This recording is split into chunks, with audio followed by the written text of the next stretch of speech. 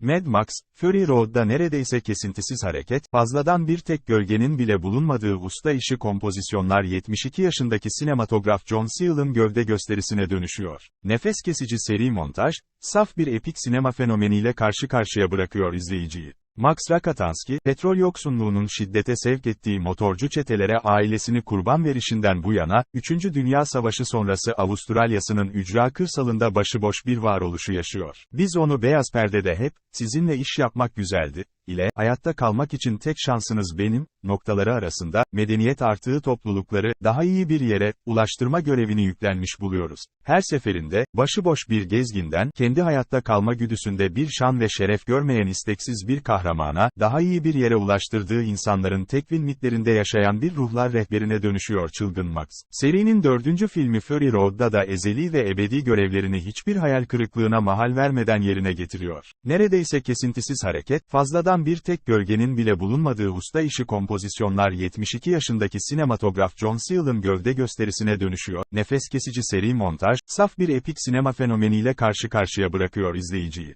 Yönetmen George Miller ilk filmi Çılgın Max'te, Orson Welles gibi kullandığı alçak açılı çekimlerle, Hollywood'a, takip sahnesi nasıl çekilmeli, konusunda ders vermişti. Welles'in stüdyoya hapsolmuş prodüksiyon günlerinde perdeyi yurttaş kane ile doldurmak üzere, avantgard biçimde kullandığı alçak açı, Max'in Interceptor aracını devleştiriyor, takip sahnelerinde sürücünün görüş açısını izleyiciyle paylaşıyordu. Sonradan norm haline gelen bu açı, 1979 yılında, Bir Kıyamet Sonrası senaryosunda mekanik ve endüstriyel olanı fetişleştirmesiyle en az Welles'in alçak açısı kadar devrimciydi. Bugün takip sahnesi denince akla gelen Michael Bay ve şürekasının izleyiciyi sersemleten, ruhsuz ve bedava bir imgelemle dolu çerçeveleriyle kıyaslanınca, Mad Max, Fury Road, anlatmak yerine göstermesiyle, az ve öz konuşan karakterleriyle, çok katmanlı alegorik metniyle, 70 yaşındaki yönetmen George Miller'ın aksiyon türüne iade-i itibarı olarak görülebilir. Serinin 3. filminden 30 yıl sonra yapılan Fury Road, her 3 filminde ayırt edici özelliklerinden besleniyor. Max'in kefaret motivasyonu, klasik western anlatısının metaforları, kıyamet sonrası materyalizmi ve grotesk estetik gibi unsurların izini bu filmde de sürmek mümkün. Fury Road ailenin, sanayinin ve ticaretin çöktüğü çılgın Max evrenine, petrol, mermi ve su kaynağını tekelinde bulunduranların kanı, tohum ve anne sütünü de birer meta olarak ipotek altına aldığı bir öykü ekliyor. Film dünyanın kurtuluşunun kanı, tohumu ve anne sütünü özgürleştirmekten geçtiğini söylüyor. Max bu kez, ölümsüz Joe'nun yönettiği kaleden kaçıp Yeşil Diyarı yani yıllar önce zorla ayrıldığı evini bulmak isteyen kadın savaşçı Imperator Furiosa'ya yerle göğü birbirinden ayırt etmenin güç olduğu çorak topraklarda rehberlik ediyor. Yaratıkın Ripley'si ve Terminator'ın Sarah Connor'ı ile aynı damardan bir karakter olan Furiosa, Joe'nun eşlerini yani damızlık kadınları savaş tankerine gizleyip kaleden kaçırır. Kazınmış saçları, kabul edilmiş, kadınlık, normlarından uzak bedeniyle Furiosa, bedenlerini sergileyen açık renkte Helenistik kıyafetler giymiş damızlık kadınlarla keskin bir tezat içindedir. O, kesik kolunun yerinde taşıdığı protez ile, daha çok yumrularla dolu bedenini kaplayan zırhıyla ve ağzındaki maskeyle tanımlanan ölümsüz Joe gibidir. Otoritesini tıpkı kabilenin patriarkı gibi norm dışı bedenine yaptığı bir eklentiden almaktadır. Ataerkil düzen alaşağı edilip, anaerkil bir düzen tesis edildiğinde, ölümsüz Joe'dan boşalan yerde oturacak kişinin Furiosa olacağı açıktır. Max'in son mermisiyle ateş etmeye cesaret edemediği anda onun yerine ateş eder, Yeşil Diyar'a ulaşmak isteyen grubun amacını ve yöntemlerini belirleyen lider Furiosa'dır. Fakat Furiosa'nın elinde bir harita yoktur. Küçük bir kızken ayrılmak zorunda kaldığı memleketinin yolunu hayal meyal hatırlar, bir fantezi olarak evin peşindedir. Nitekim Furiosa Yeşil Diyar'ı bulduğunda, memleketini tanımayacak, yanından geçecektir. Bu nostalji, nostos, yani, eve dönüş, teması, önceki filmlerde illaki mevcut olmakla birlikte, Fury Road'da, daha önce görmediğimiz bir aşamaya kadar ilerliyor. Max'in çölden kurtarıp cennete, görkemli kuzeye ulaştırdığı insanlar, takas şehrini yeniden kurmak üzere çerçeveden çıkıp giden Auntie Entity, Sydney'in yıkıntılarına doğru uzaklaşan çocuklar aslında nereye gitmişlerdir bilinmez. Fury Road eve dönüşün mümkün olmadığını, insan neredeyse evin orası olduğunu, sömürgeci melankolisini hatırlatır şekilde bir kayıp ve yeniden keşif doğrusu üzerinden anlatıyor. Frederick Jameson'a göre küresel sermaye 19. yüzyıldan itibaren kolonici bir genişleme trendi içindedir fakat uluslaşırı emperyalizm artık dünyanın her köşesini ölçüp biçmiş, haritalamış, her yere duhul etmiştir. Frederick Jameson, bildiğimiz anlamda, medeniyetin yine medeniyet tarafından yok edilmesi fikrinde,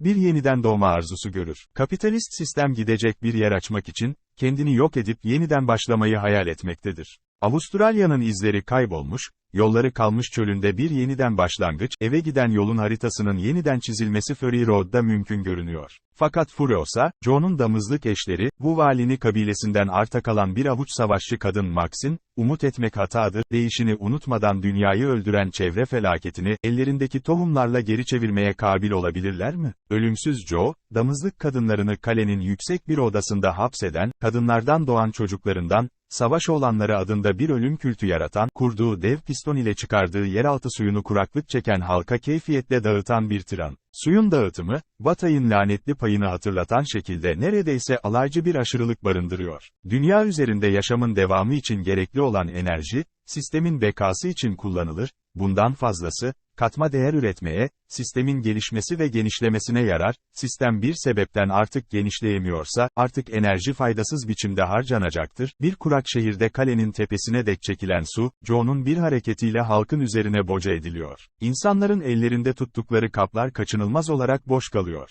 Aşırılığın verimsizliği, elde kalan kıt kaynağın düzensiz ve tesirsiz bir sistemle kullanılması, filmi, odak noktasında her zaman medeniyetin doğal kaynaklarla ilişkisi ve bir enerji krizi bulunan Çılgın Max serisinin bütünlüğünü muhafaza eden doğal bir uzantısı haline getiriyor. Kıtlığı çekilen su, petrol ve merminin fütursuzca harcanması, arabalarla tankerlerin birbirine monte edilmesinden oluşan grotesk araçlar, oldukça gürültülü ses tasarımı, savaş olanlarının coşkulu kamikaze saldırılarındaki nihilizm hep görkemli bir tükenişi çağrıştırıyor. Ölümsüz Joe, oğullarının emeğiyle elde ettiği su gibi, oğullarını da faydasız biçimde harcamaktadır. Kalenin bekasını sağlayan döngü, damızlık kadınların devamlı olarak çocuk doğurması, doğan çocukların kalenin dışına, petrol ve mermi ihtiyacını karşılamak için komşu kabileleri yağmalamak üzere savaşa gitmesi ve Valhalla'nın kapılarını tutan babaları için canlarını feda etmesinden müteşekkildir. Batay'ın dediği gibi, lanetli pay, artık enerji, şiddetli bir tükenişe mahkumdur. Bu şiddetli tükeniş, şerefli ölüm, savaş olanları arasında bir külte dönüşmüştür. Ölümün, dolayısıyla doğumun kutsandığı bu, medeniyette kadının rolü merkezidir. Serinin 3. filminde Takas şehrinde kurulmuş medeniyetin devamında proletaryanın rolü hayatıydı. Yaşam beklentisinin 2-3 yıl olduğu yeraltı denen yerde, domuz pisliğinden metan gazı üretip şehre enerji sağlayan işçilerin başı, Master Blaster, vanaları kapatıp gaza tıpkı OPEC'in 1973'te yaptığı gibi ambargo koyarak şehrin kurucusu ve yasa koyucusu Auntie Entity'ye, Takas şehrini kim yönetiyor, diye soruyordu. Meşru pozisyonlarını terk ederek Takas şehrinin yıkılmasına yol açan proletarya gibi, Fury Road'un kadınları da ölümsüz Joe'ya, dünyayı kim öldürdü, diye soruyorlar. Dünyayı, adaletli ve faydalı biçimde yönetemedikleri enerjiyi savaş yoluyla, yıkıcı biçimde tüketmeyi seçen insan öldürmüştür, öldürmektedir.